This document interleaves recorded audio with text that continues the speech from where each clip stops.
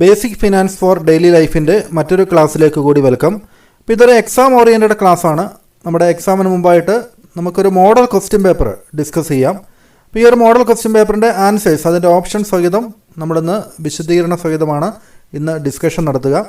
അപ്പോൾ ഇതിൻ്റെ part A ആണ് നമ്മളിന്ന് ഡിസ്കസ് ചെയ്യുക. അപ്പോൾ പാർട്ട് ബി നിങ്ങൾക്ക് അടുത്തൊരു ക്ലാസ്സിൽ നൽകാൻ വേണ്ടി ശ്രമിക്കുക. ആ കാര്യം നിങ്ങൾക്ക് താല്പര്യമുണ്ടെങ്കിൽ ആ കാര്യങ്ങളൊക്കെ ഒന്ന് കമൻറ്റ് ചെയ്യുകയും നിങ്ങൾ ഈ വീഡിയോ മറക്കാതെ ലൈക്ക് ചെയ്യുകയും ചെയ്യുക. ഈ ഒരു ക്ലാസ്സിൻ്റെ ബേസിക് ഫിനാൻസ് ഫോർ ഡെയിലി ലൈഫിൻ്റെ മറ്റ് ക്ലാസ്സുകൾക്ക് വേണ്ടി ഈ വീഡിയോയുടെ ഡിസ്ക്രിപ്ഷൻ നൽകിയിരിക്കുന്ന പ്ലേലിസ്റ്റ് നോക്കുകയും ചെയ്യാം. അപ്പോൾ നമുക്ക് ഒന്നാമത്തെ ക്വസ്റ്റ്യനിലേക്ക് പോവുക. അതിലോ financial attitude refers to. Financial attitude എന്ന് വെച്ച് കഴിഞ്ഞാൽ എന്താണെന്നാണ് ചോദിച്ചിരിക്കുന്നത്. അതിൽ ഒന്നാമത്തെ ഐറ്റം തന്നെ, അതായത് one's perspective on spending, savings and investing. അതായത് സ്പെൻഡിങ്ങുമായിട്ട് ബന്ധപ്പെട്ട് സേവിങ്ങുമായിട്ട് ബന്ധപ്പെട്ട് ഒരാളുടെ ആ ഒരു കാഴ്ചപ്പാടിനെയാണ് ഫിനാൻഷ്യൽ ആറ്റിറ്റ്യൂഡ് എന്ന് സൂചിപ്പിക്കുന്നത്, അല്ലേ? അപ്പോൾ മറ്റ് ഓപ്ഷൻസ് തെറ്റാണ്. വൺസ് എബിലിറ്റി ടു പ്ലാൻ ചെയ്യാനുള്ള ഓപ്ഷൻ എന്ന് വെച്ചാൽ ഫിനാൻഷ്യൽ പ്ലാനിങ്ങിനെയാണ് സൂചിപ്പിക്കുക, അത് ഫിനാൻഷ്യൽ ആറ്റിറ്റ്യൂഡ് അല്ല. ഇനി വൺസ് ഇൻട്രസ്റ്റ് ഇൻ റിപ്പോർട്ടിംഗ് എന്നൊക്കെ പറയുന്നത് ഫിനാൻഷ്യൽ റിപ്പോർട്ടിങ്ങുമായിട്ട് ബന്ധപ്പെട്ട കാര്യമാണ്, നമുക്കിവിടെ അത് ബാധകമല്ല. വൺ സ്കിൽ ഇൻ കമ്മ്യൂണിക്കേഷൻ സ്കില്ലൊന്നും ഫിനാൻഷ്യൽ ഒരു മൈൻഡ് സെറ്റുമായിട്ട് ബന്ധമുള്ള കാര്യങ്ങളല്ല. അപ്പോൾ ഒന്നാമത്തെ എ ആണ് ആൻസറായിട്ട് വരിക.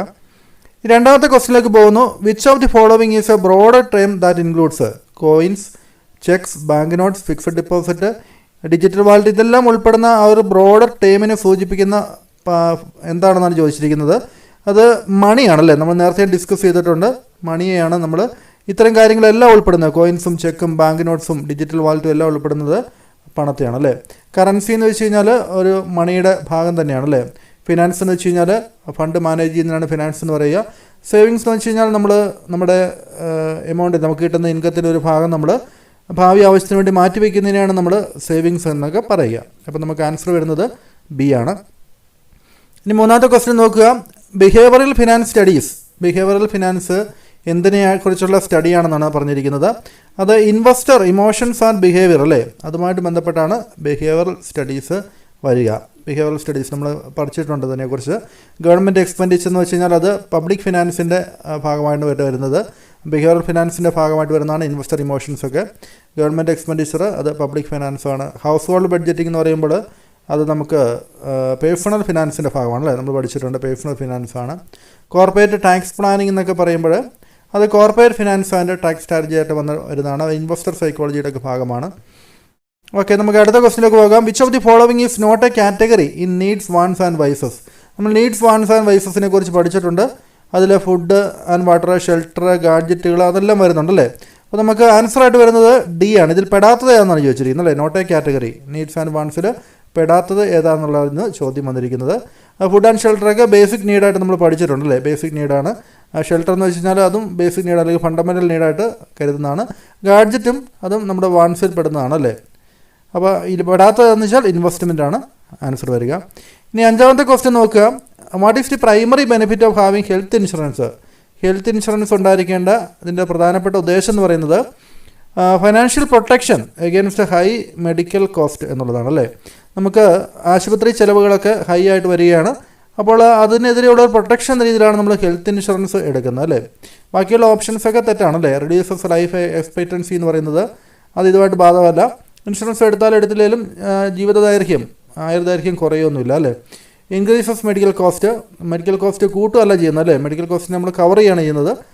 ലിമിറ്റ്സ് ആക്സസ് ടു ഹെൽത്ത് കെയറിന് ആക്സസ് കിട്ടുക എന്നുള്ളത് ഇതുമായിട്ട് ബാധകമല്ല. നമുക്ക് ഹെൽത്ത് കെയർ എക്സ്പെൻസ് കൂടുതൽ അഫോർഡബിൾ ആക്കാൻ പറ്റുമെന്നുള്ളതാണല്ലേ നമുക്ക് ഹെൽത്ത് ഇൻഷുറൻസ് എടുത്തു കഴിഞ്ഞാൽ.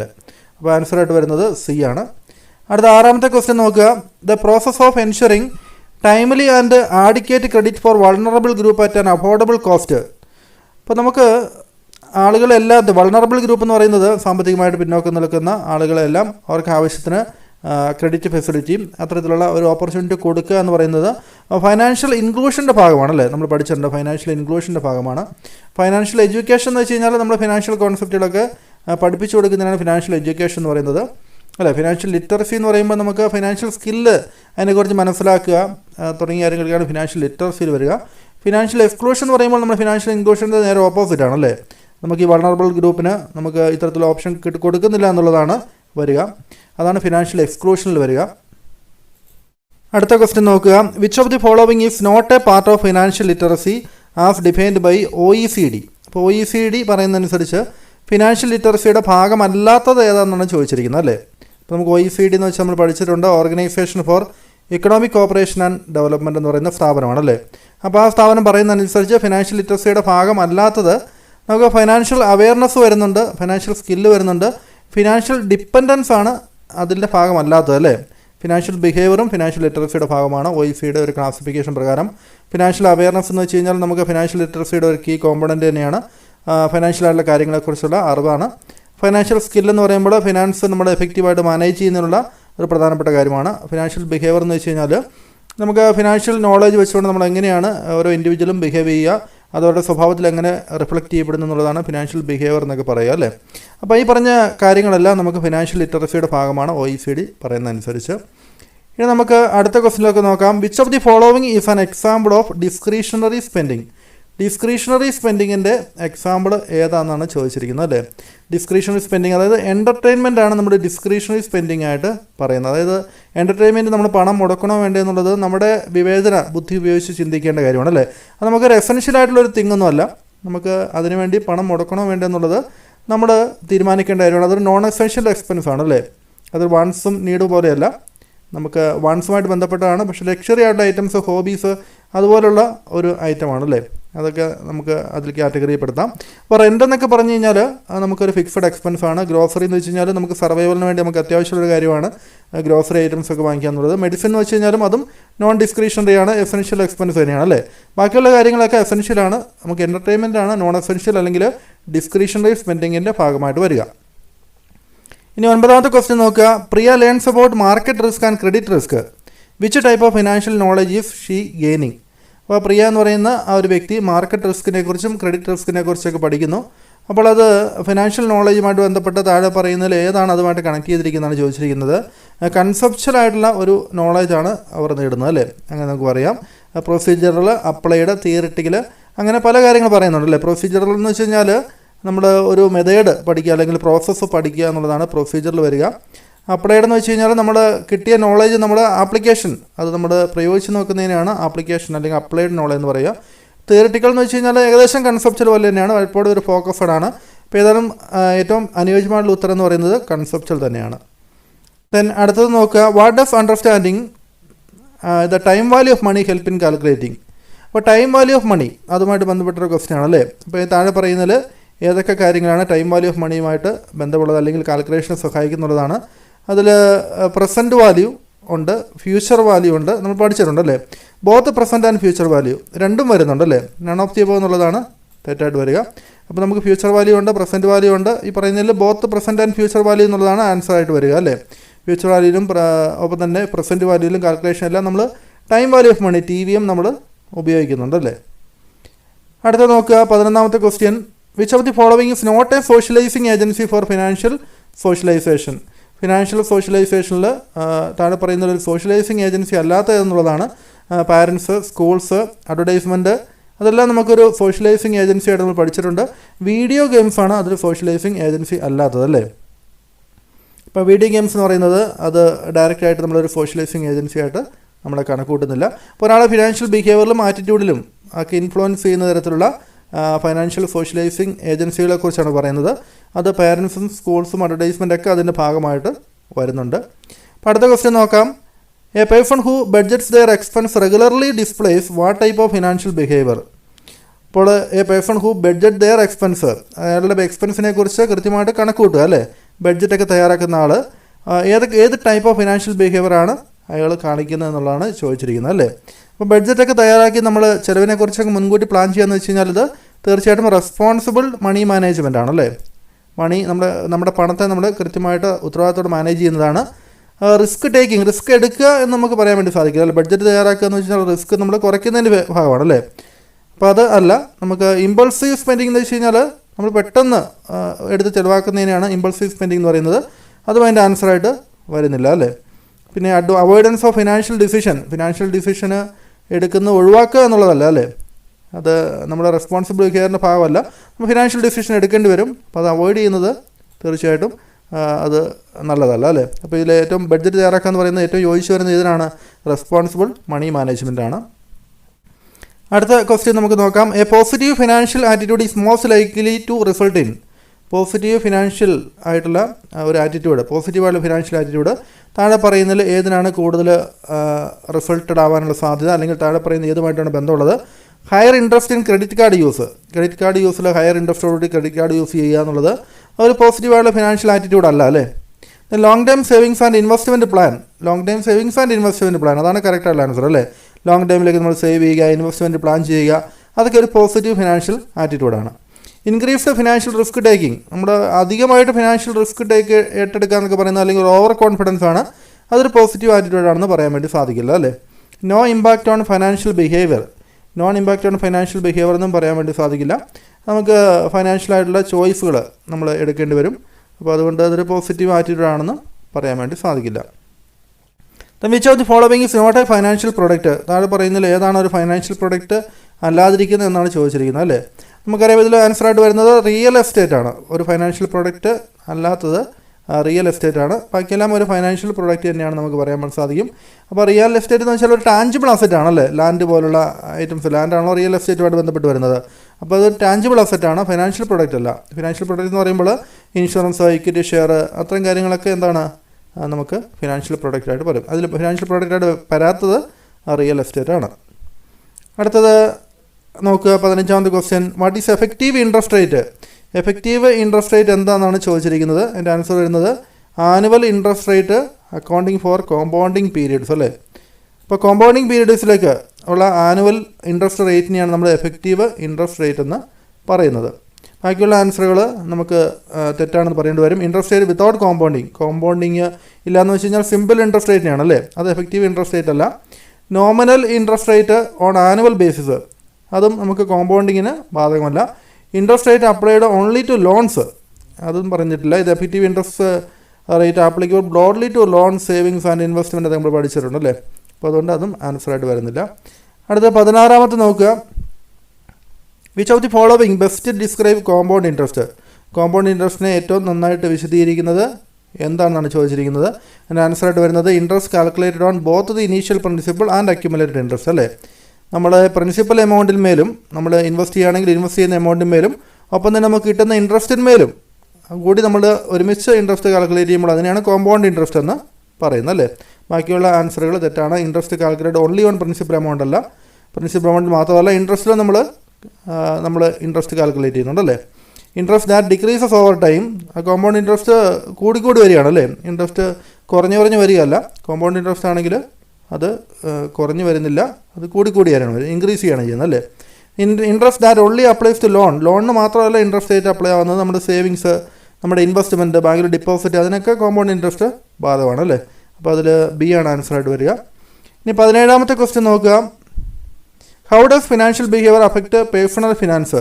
പേഴ്സണൽ ഫിനാൻസിനെ ഈ ഒരു ഫിനാൻഷ്യൽ ബിഹേവിയർ എങ്ങനെയാണ് അഫക്റ്റ് ചെയ്യുന്നതെന്നുള്ളതാണ് ചോദിച്ചിരിക്കുന്നത്. അതിൻ്റെ ആൻസറായിട്ട് വരുന്നത് positive financial behaviour leads to better savings and wealth accumulation. അപ്പോൾ പോസിറ്റീവായിട്ടുള്ള ഫിനാൻഷ്യൽ ബിഹേവിയർ ഉള്ള ആളാണെങ്കിൽ അയാൾ സേവിങ്സ് നന്നായിട്ട് അയാളുടെ എമൗണ്ട് സേവ് ചെയ്യും, ഒപ്പം തന്നെ വെൽത്ത് അക്യുമുലേറ്റ് ചെയ്യും, കൂടുതൽ ധനം സമ്പാദിക്കുകയും ചെയ്യും അല്ലേ. അപ്പോൾ അതാണ് അതിൻ്റെ ആൻസറായിട്ട് വരിക. ബാക്കിയുള്ള ഓപ്ഷന് അത് കറക്റ്റ് അല്ല. പോസിറ്റീവ് ബിഹേവിയർ എന്ന് പറയുമ്പോൾ ബഡ്ജറ്റിങ്, സേവിങ്സ്, അത്തരം കാര്യങ്ങളൊക്കെ വരുന്നുണ്ടല്ലേ. അതെല്ലാം വെൽത്ത് അക്യുമുലേഷന് വേണ്ടി ധനസമ്പാദനത്തിന് സഹായിക്കാറുണ്ട്. ഒന്നാമത്തെ ഓപ്ഷൻ പറയുന്നത് it does not influence personal finance എന്നാണ് പറയുന്നത്. പേഴ്സണൽ ഫിനാൻസിനെ അത് സഹായിക്കുന്നില്ല എന്നാണ് പറയുന്നത് അല്ലേ. അപ്പം അങ്ങനെയല്ല, ഫിനാൻഷ്യൽ ബിഹേവിയർ പേഴ്സണൽ ഫിനാൻസിനെ സഹായിക്കുന്നുണ്ട്. ഒരാളുടെ പേഴ്സണൽ ഫിനാൻഷ്യൽ ഔട്ട്കം, അതിൻ്റെ റിസൾട്ട്, അതിനൊക്കെ സഹായിക്കുന്ന കാര്യം തന്നെയാണ്. Then negative financial behaviour always leads to higher returns എന്നുള്ളതാണ്. നെഗറ്റീവായിട്ടുള്ള ഫിനാൻഷ്യൽ ബിഹേവിയർ അതിപ്പോഴും ഹയർ റിട്ടേണിലേക്ക് നയിക്കില്ല അല്ലേ. ഒരു ഫിനാൻഷ്യലായിട്ടുള്ള ഒരു സ്ഥിരതയില്ലായ്മ, ഇൻസ്റ്റെബിലിറ്റിക്കൊക്കെയാണ് കാരണമാകുന്നുള്ളൂ അല്ലേ. Then financial behaviour is irrelevant to investment ഡിസിഷനോട് ഫിനാൻഷ്യൽ ബിഹേവിയർ അത് ഇറലവൻ്റ് ആണെന്നല്ലേ, ഇൻവെസ്റ്റ്മെൻറ്റ് സക്സസ്സിന് വേണ്ടി അല്ലേ. അതായത് ഇൻവെസ്റ്റ്മെൻറ്റ് സക്സസ് ആവുന്ന കാര്യത്തിൽ ഫിനാൻഷ്യൽ ബിഹേവിയർ ഇറലവൻ്റ് എന്നാണ് പറയുന്നത്. അങ്ങനെ പറയാൻ വേണ്ടി സാധിക്കില്ല. നമ്മളൊരു ഇൻവെസ്റ്റ്മെൻറ്റ് നടത്തുമ്പോൾ അതിൻ്റെ ഔട്ട്കം അത് സക്സസ് ആവണമെങ്കിൽ തീർച്ചയായിട്ടും നമുക്ക് പോസിറ്റീവായിട്ടുള്ള ഒരു ഫിനാൻഷ്യൽ ബിഹേവിയർ കാണിക്കേണ്ടതുണ്ട്. റിസ്ക് ഏറ്റെടുക്കാനുള്ള ഒരു മനോഭാവം, ഒപ്പം തന്നെ ഡിസിഷൻ എടുക്കാനുള്ള മനോഭാവം, അതൊക്കെ ഫിനാൻഷ്യൽ ബിഹേവിയറിൻ്റെ ഭാഗമാണ് അല്ലേ. അതിന് 18ാമത്തെ ക്വസ്റ്റ്യൻ നോക്കുക. What is the key difference between money market and capital market? Money മാർക്കറ്റും ക്യാപിറ്റൽ മാർക്കറ്റും തമ്മിലുള്ള പ്രധാനപ്പെട്ട വ്യത്യാസം എന്ന് പറയുന്നത് money market products have low risk, capital market products have high risk അല്ലേ. മണി മാർക്കറ്റ് പ്രൊഡക്ട്സിന് റിസ്ക് കുറവാണ്, ക്യാപിറ്റൽ മാർക്കറ്റ് പ്രൊഡക്ട്സിന് റിസ്ക് കൂടുതലാണെന്നുള്ളതാണ് അല്ലേ. മണി മാർക്കറ്റ് പ്രൊഡക്റ്റ് എന്ന് വെച്ചാൽ ഏതൊക്കെയാണ് അതിൽ വരുന്നതെന്നുള്ളത് പഠിച്ചിട്ടുണ്ട്. ട്രഷറി ബില്ല് വരുന്നുണ്ട്, കൊമേഴ്സ്യൽ പേപ്പർ വരുന്നുണ്ട്, അത്രയും കാര്യങ്ങളൊക്കെയാണ് മണി മാർക്കറ്റ് പ്രൊഡക്ട്സ് വരിക. ക്യാപിറ്റൽ മാർക്കറ്റ് എന്ന് പറയുമ്പോൾ അത് ഇക്വിറ്റി ഷെയറുകൾ, സ്റ്റോക്ക്, ബോണ്ട്സ്, അതൊക്കെയാണ് ക്യാപിറ്റൽ മാർക്കറ്റ് പ്രൊഡക്റ്റിൽ വരുന്നത് അല്ലേ. അപ്പോൾ അതിൻ്റെ ഓപ്ഷൻ പറഞ്ഞിരിക്കുന്നത് money market products are long time, capital market products are short time അല്ലേ. അത് തമ്മിലുള്ള വ്യത്യാസമായിട്ട് പറഞ്ഞിരിക്കുന്നത് money market products long time എന്നാണ് പറഞ്ഞിരിക്കുന്നത്. നേരെ തിരിഞ്ഞിട്ടുണ്ടല്ലേ. മണി മാർക്കറ്റ് പ്രൊഡക്ട്സ് എന്ന് പറഞ്ഞാൽ ഷോർട്ട് ടൈം ആണ്, ക്യാപിറ്റൽ മാർക്കറ്റ് പ്രൊഡക്ട്സ് ആണ് ലോങ് ടൈം ആയിട്ട് വരുന്നത് അല്ലേ. അപ്പോൾ അത് തെറ്റാണ്. Then money market products deals with stock, capital market എന്നൊക്കെ പറഞ്ഞിട്ടുണ്ട്. മണി മാർക്കറ്റ് പ്രൊഡക്ട്സ് ഡീൽ ചെയ്യുന്നത് നമ്മൾ പറഞ്ഞു ട്രഷറി ബില്ല്, കൊമേഴ്സ്യൽ ബില്ല്, അത്രയും കാര്യങ്ങളൊക്കെയാണല്ലോ, കൊമേഴ്സ്യൽ പേപ്പർ അതിലൊക്കെയാണ് വരിക. Then there is no difference പറഞ്ഞിരിക്കുന്നു. ഡിഫറൻസ് ഇല്ലായ്മയില്ല, നമ്മൾ പറഞ്ഞു ഇതാണ് അതിൻ്റെ വ്യത്യാസം അല്ലേ. റിസ്ക് കൂടുതലാണ്, പിന്നെ ഇത് ഡീൽ ചെയ്യുന്ന സെക്യൂരിറ്റീസ് വ്യത്യാസമുണ്ട്. അടുത്ത ക്വസ്റ്റ്യൻ നോക്കുക. KYC എന്ന് വെച്ച് കഴിഞ്ഞാൽ നമുക്കറിയാം നോ യുവർ കസ്റ്റമർ എന്നാണ് അല്ലേ. ബാക്കിയെല്ലാം തെറ്റാണ്. അടുത്ത ക്വസ്റ്റ്യൻ നോക്കുക. How does A rice in interest rate affect savings? അത് പലിശ നിരക്ക് കൂടുന്നത് അത് സേവിങ്സിനെ എങ്ങനെയാണ് അഫക്റ്റ് ചെയ്യുന്നതാണ് ചോദിച്ചിരിക്കുന്നത് അല്ലേ. പലിശ നിരക്ക് കൂടുന്നത് സേവിങ്സിനെ അഫക്റ്റ് ചെയ്യുന്നത് increases the value of money in savings account അല്ലേ. സേവിങ്സ് അക്കൗണ്ടിലുള്ള ആ പണത്തിൻ്റെ വാല്യൂ അത് ഇൻക്രീസ് ചെയ്യിക്കുന്നു എന്നുള്ളതാണ് പറഞ്ഞിരിക്കുന്നത് അല്ലേ. ഇൻട്രസ്റ്റ് റേറ്റ് കൂടുമ്പോൾ the value of money in savings account increases because banks offer higher interest. നമുക്ക് കൂടുതൽ ഇൻട്രസ്റ്റ് ഓഫർ ചെയ്യും അല്ലേ ഇൻട്രസ്റ്റ് റേറ്റ് കൂടുമ്പോൾ. അപ്പോൾ നമ്മുടെ സേവിങ്സ് കൂടും, നമുക്ക് കൂടുതൽ ഡിപ്പോസിറ്റ് വേണം, നമുക്ക് കൂടുതൽ പലിശ കിട്ടും അല്ലേ. അപ്പോൾ അതുകൊണ്ട് നമുക്ക് കൂടുതൽ റിട്ടേൺ കിട്ടും. മറ്റ് ഓപ്ഷൻസ് പറയുന്നത് decreases the value of money in savings account എന്നാണ്. നമുക്ക് ഇൻട്രസ്റ്റ് കൂടുതൽ കിട്ടുമ്പോൾ സേവിങ്സ് അക്കൗണ്ടിൽ പണം കൂടുകയാണ് ചെയ്യുന്നല്ലേ, ഡിക്രീസ് ചെയ്യല്ല, കുറയുമല്ല. അപ്പോൾ തെറ്റാണ്. Has no impact on savings എന്ന് പറഞ്ഞിട്ടുണ്ട്. ഇൻട്രസ്റ്റ് റേറ്റ് തീർച്ചയായിട്ടും നമ്മുടെ സേവിങ്സിന് ഇമ്പാക്റ്റ് ഉണ്ട് അല്ലേ. അത് നമ്മുടെ സേവിങ്സിനെ കൂട്ടുന്നുണ്ട് അല്ലേ. പിന്നെ അടുത്ത് പറഞ്ഞിരിക്കുന്നത് encourage more people to withdraw savings. നമ്മൾ ഇൻട്രസ്റ്റ് റേറ്റ് കൂടിക്കൊണ്ടിരിക്കുമ്പോൾ സേവിങ്സ് വിഡ്രോ ചെയ്യുകയല്ല ചെയ്യുന്നത്, ആളുകൾ കൂടുതൽ വിഡ്രോ ചെയ്യുമെന്നാണ് പറഞ്ഞിരിക്കുന്നത്. അതും തെറ്റാണ്. Then which of the is an essential component of financial literacy? Financial ലിറ്ററസിയിലെ ഏറ്റവും പ്രധാനപ്പെട്ട കോമ്പോണൻറ്റ് ഏതാണെന്നാണ് ചോദിച്ചിരിക്കുന്നത്. അതിൽ ആൻസറായിട്ട് വരുന്നത് സി ആണ്, understanding budgeting savings and credit അല്ലേ. ബഡ്ജറ്റിങ്ങിനെ കുറിച്ച്, സേവിങ്സിനെ കുറിച്ച്, ക്രെഡിറ്റിനെ കുറിച്ചൊക്കെ മനസ്സിലാക്കുക എന്നുള്ളതാണ്. ബാക്കിയുള്ള ഓപ്ഷൻസ് അത്ര കറക്റ്റായിട്ടുള്ള ആൻസർ അല്ല. ഇൻവെസ്റ്റ്മെൻറ്റ് മാർക്കറ്റിനെ കുറിച്ചുള്ള നോളജ് അത് തീർച്ചയായിട്ടും ഹെൽപ്ഫുൾ ആണ്, പക്ഷേ ഒരു എസെൻഷ്യൽ കോമ്പോണൻ്റ് അല്ല. ഫിനാൻഷ്യൽ ഈ പറഞ്ഞിരിക്കുന്ന നമ്മുടെ ഫിനാൻഷ്യൽ ലിറ്ററസിയുടെ ഒരു എസെൻഷ്യൽ കോമ്പോണൻ്റ് എന്ന് പറയാൻ പറ്റില്ല. ഗുഡ് കമ്മ്യൂണിക്കേഷൻ സ്കില്ല് ആവശ്യമാണ്, പക്ഷേ അതൊന്നും ഈ ഫിനാൻഷ്യൽ ലിറ്ററസിയുടെ എസെൻഷ്യൽ കോമ്പോണൻ്റ് ആണെന്ന് പറയാൻ വേണ്ടി സാധിക്കില്ല. നോളജ് ഓഫ് റിയൽ എസ്റ്റേറ്റിനെ കുറിച്ചുള്ള അറിവൊന്നും ഫിനാൻഷ്യൽ ലിറ്ററസിയുടെ ഭാഗമെന്ന് പറയുമ്പോൾ. അപ്പോൾ ഏറ്റവും ആപ്റ്റായിട്ടുള്ള, ഏറ്റവും യോജിച്ച ആൻസറാണ് നമ്മൾ തിരഞ്ഞെടുക്കേണ്ടത് അല്ലേ. അടുത്ത 22ാമത്തെ ക്വസ്റ്റ്യൻ നോക്കുക. Why is numeracy important in financial decision making? Numeracy financial decision making എങ്ങനെ സഹായിക്കുന്നതാണ് ചോദിച്ചിരിക്കുന്നത്. അതായത് കാൽക്കുലേഷനുള്ള കഴിവ് എന്നൊക്കെ പറയുന്നത്, അക്കങ്ങൾ തമ്മിൽ കൂട്ടാനുള്ള കഴിവ്, ഇൻട്രസ്റ്റ് നമ്മൾ കാൽക്കുലേഷൻ നടത്തുമ്പോൾ, ലോണിൻ്റെ ഓഫറുകൾ നമ്മൾ കമ്പയർ ചെയ്യുമ്പോൾ അല്ലേ, EMI നമുക്ക് കുറച്ച് മനസ്സിലാക്കാൻ, അങ്ങനെ എഫക്റ്റീവ് മണി മാനേജ്മെൻറ്റുമായിട്ട് ബന്ധപ്പെട്ട് ന്യൂമറസിക്ക് പല രീതിയിലുള്ള ഉപയോഗങ്ങളുണ്ട് അല്ലേ. അപ്പോൾ അതുകൊണ്ട് നമുക്ക് അതിൻ്റെ ആൻസറായിട്ട് പറയാം it enables calculations like interest, EMI and comparison of offers എന്നുള്ളത് അല്ലേ.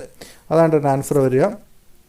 അപ്പോൾ ലീഗൽ ഡോക്യുമെൻ്റ് മനസ്സിലാക്കുക, അതൊന്നും അതിൻ്റെ ആൻസറായിട്ട് വരുന്നില്ല അല്ലേ. അപ്പം തന്നെ പ്രൊഫഷണൽ ഹെൽപ്പിന് അത് ഒഴിവാക്കാൻ വേണ്ടി സഹായിക്കുന്നു, അതും അത്ര കൃത്യമായിട്ടുള്ള ആൻസർ അല്ല. ബഡ്ജറ്റിങ്ങിന് മാത്രമാണ് അത് ബാധകമാകുന്നത്, അതും പറയാൻ വേണ്ടി സാധിക്കില്ല. അപ്പോൾ ഏറ്റവും സ്യൂട്ടബിൾ ആയിട്ടുള്ള ആൻസർ എന്ന് പറയുന്നത് ബി ആണല്ലേ. അപ്പോൾ നമുക്കിനി പാർട്ട് ബിയും കൂടെ ഡിസ്കസ് ചെയ്യാണ്ട് 2 മാർക്കിൻ്റെ ക്വസ്റ്റ്യൻ ആണ്. നമുക്ക് അല്പം കൂടുതൽ നന്നായിട്ട് മനസ്സിലാക്കേണ്ട ഒരു ഏരിയ ആണ്. അപ്പോൾ അത് തീർച്ചയായിട്ടും മറ്റൊരു പാർട്ടായിട്ട് ചെയ്യാൻ വേണ്ടി ശ്രമിക്കുന്നതാണ്. നിങ്ങളുടെ സപ്പോർട്ട് അനുസരിച്ചായിരിക്കും ചെയ്യുക.